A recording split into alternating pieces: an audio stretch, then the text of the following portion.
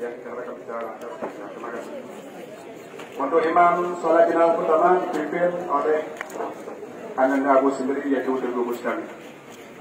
Dan untuk selanjutnya akan dipimpin oleh Abu Haji Abdullah, dan selanjutnya akan dipimpin oleh Abu Rizal Ule.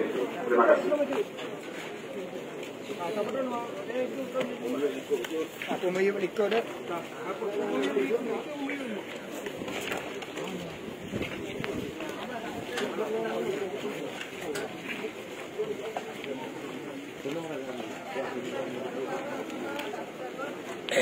Nabi Rahul itu untuk menyajikan Rahul dalam masjid.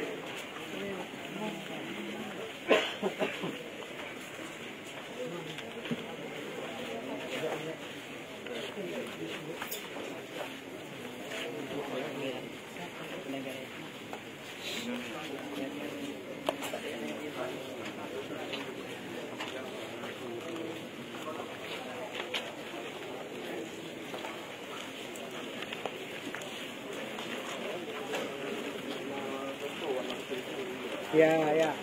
Kemudian Datuk Pinang